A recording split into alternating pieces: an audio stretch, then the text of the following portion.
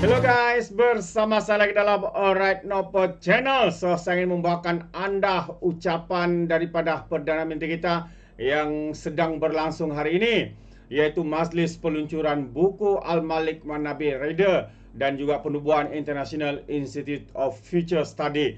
Jadi, apakah sebenarnya ya intipati dalam pelancaran buku ini dan juga ucapan Datuk Seri Anwar Ibrahim. Ini yang menarik ya untuk saya bawakan bersama dengan anda sahabat semua. Jadi sekali lagi, tanpa membuang masa, mari kita tonton bersama ucap. Assalamualaikum warahmatullahi wabarakatuh. Dan salam sejahtera. Alhamdulillah, nahmadu wa nusalli ala rasulil karim. Saudara Zamri, Kadir, Menteri Pendidikan Tinggi, Timbalan Menteri, program dan projek utama peluncuran buku, Profesor Muhammad Tahir Masawi, dan juga peluncuran International Institute of Future Studies, Profesor Zainuddin Sardar. Acara ini memang sangat bermakna kerana pertama ia berusaha untuk memperkenalkan, menghebahkan, mendorong kefahaman yang lebih mendalam tentang seorang filsuf pemikir utama dunia Islam mutakhir ini, almarhum Malek Bennabi. Pemikiran beliau itu mencabar pemikiran konvensional, menghimbau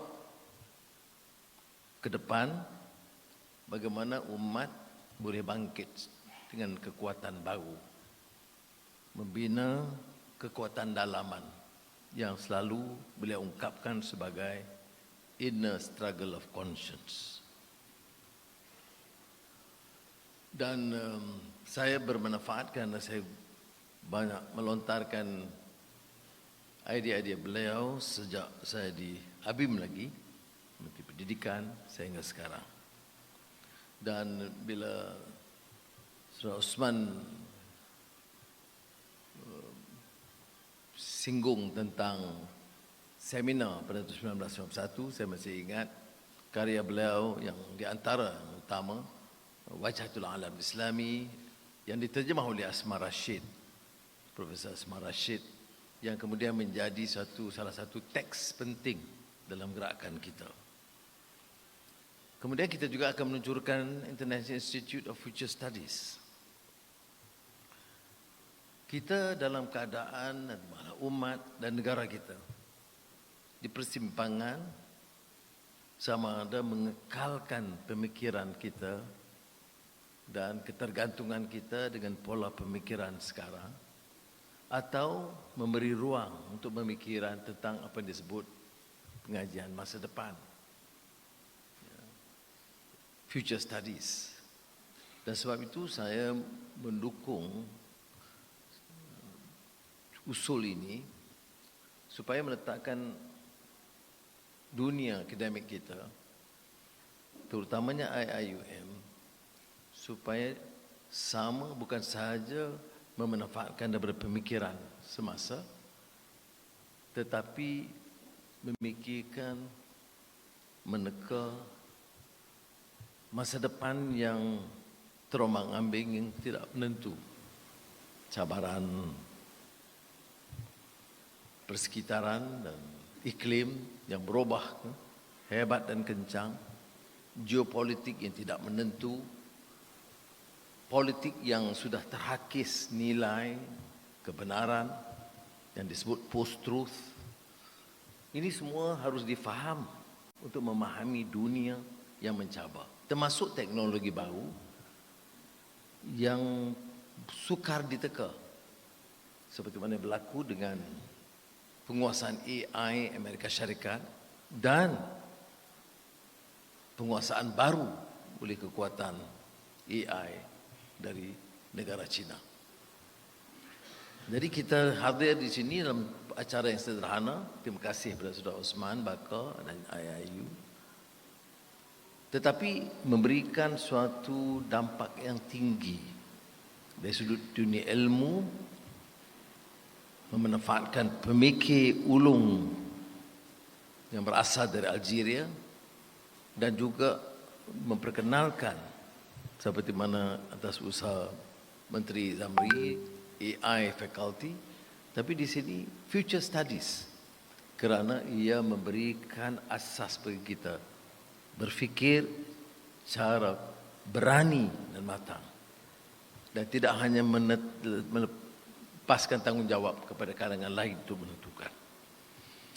So may I take this opportunity again to express my profound thanks and gratitude to the university and of course Professor Tahir Seri, long-term friend, although we had received one another, but it's nice for Osman to recall the initial meeting that we had, because Malek Bennabi is not too well known outside the academia, which is unfortunate. I remember recently, I think the Qatar University organized another conference to promote its ideas. But what is exceptional to my mind is his Khaldunian understanding. Of course, he's essentially a great student of Ibn Khaldun, but his unique capacity in articulating issues, new challenges, geopolitical, colonialism, etc., but from a profound understanding, grasp of Islam and identity and values that must be part and parcel of the national struggle in Algeria and of course for the Ummah. Therefore, it is with pride that I join you today in marking two important milestones: the launch of a Malek Bennabi reader and the establishment of the International Institute of Future Studies. Though distinct, they are connected by a commitment to intellectual renewal, critical inquiry, and the shaping of a just future. They are endeavors that embody the spirit of Malaysia MADANI. And thank you, Osman, Zamri, Tahir, and of course, Zia. Now, the unveiling of this two-volume work on the ideas and thoughts of Malek Bennabi is a cause for great delight. Bennabi's moral and intellectual convictions have profoundly shaped my own perspectives. So thank you again, Tahir Masawi, for bringing this admirable book to fruition. This may well be the most elaborate or comprehensive exposition of Bennabi's thought to have graced the printed page. It is a work destined to be a cornerstone reference for many years to come.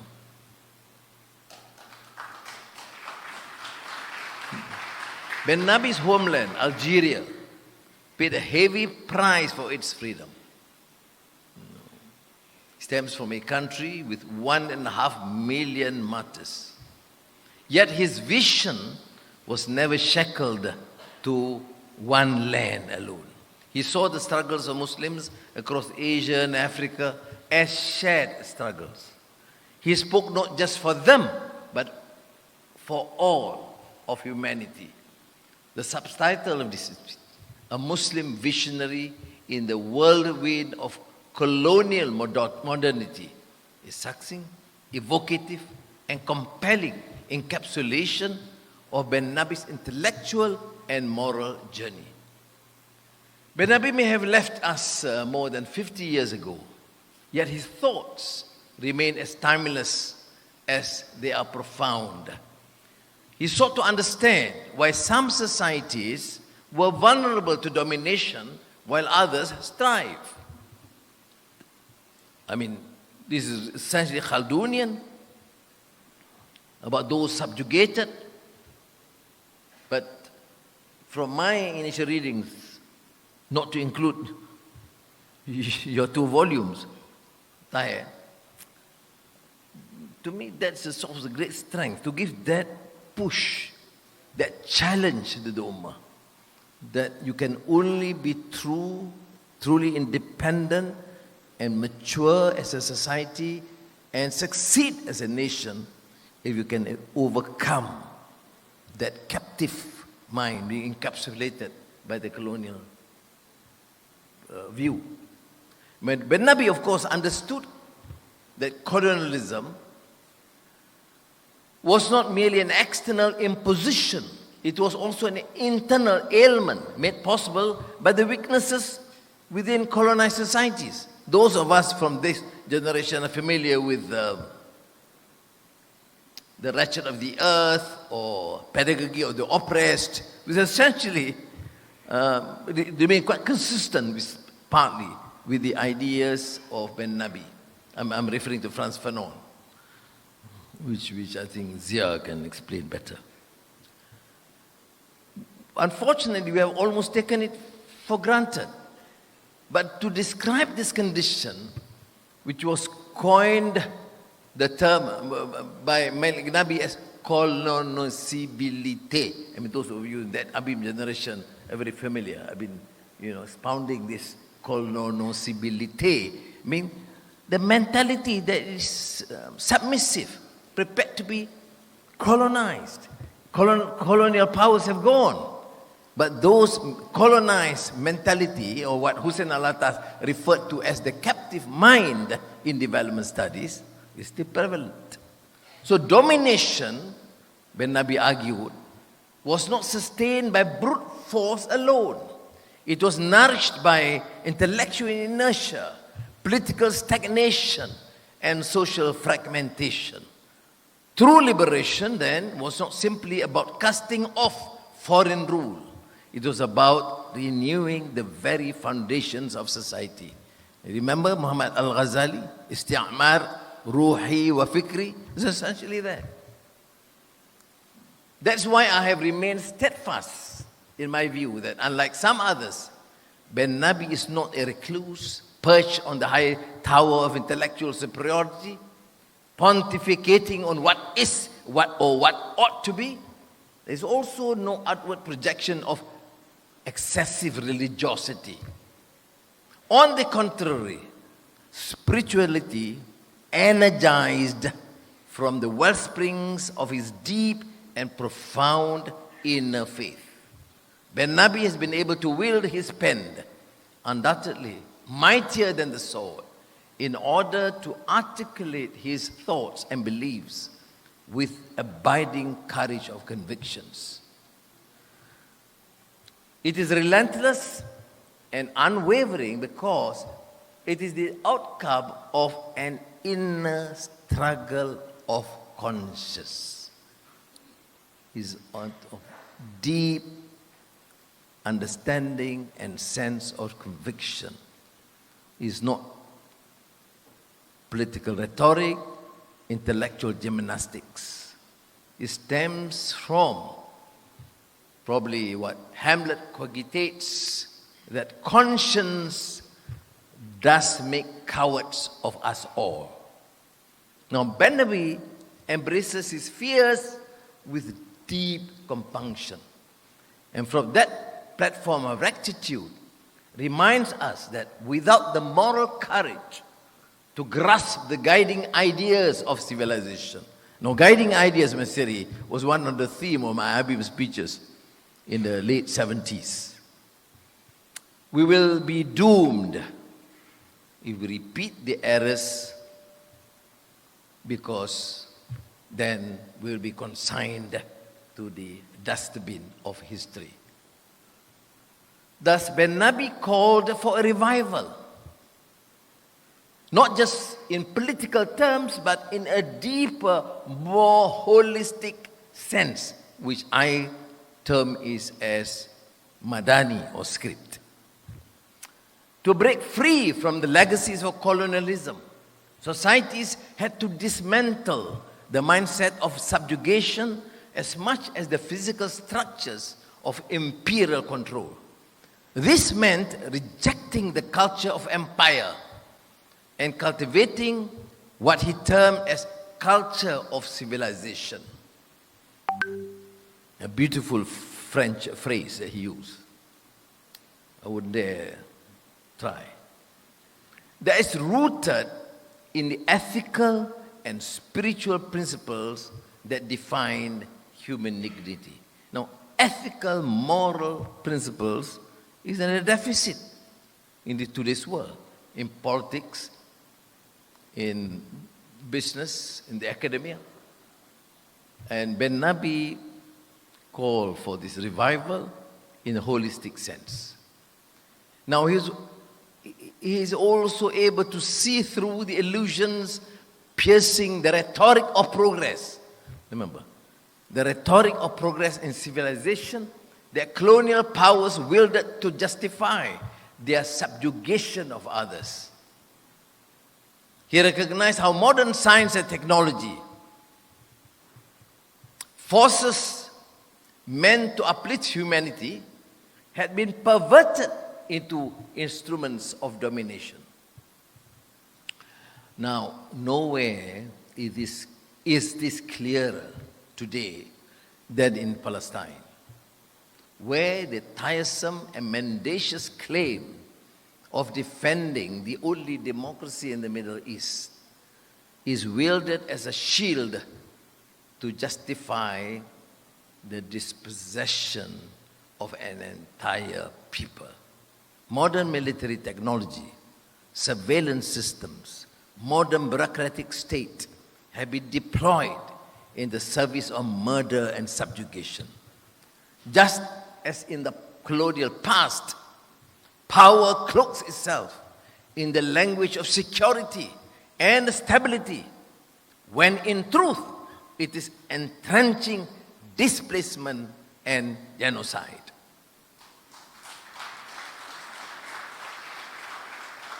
For Bennabi, this revealed a great disparity or decalage. On one side stood human consciousness and moral conscience. This has to be fortified and strengthened. On the other, the unchecked, inexorable advance of science and technology. Modern societies have been endowed with tremendous power over the natural and human worlds, yet their ethical development has failed miserably to keep pace. This chasm, he warned, breeds dehumanization and imperils our collective future. Bennabi further argued that breaking free from colonialism was far from enough. The colonized had to reclaim their autonomy and rebuild their self-worth, eroded by decades of foreign rule. But the colonizers too had a duty to confront their own legacy, to relinquish the illusion of superiority, to dismantle the mindset that sanctioned domination. Only then could the world bend history's arc towards justice. For Bennabi, true liberation was not merely political or economic. A society that grants political rights, yet leaves its people in economic servitude, is not truly free. Remember, Ramanan, what Ambedkar said, without social independence, social democracy, independence would be rendered meaningless. Nor is a society that ensures material security while suppressing intellectual and political freedom.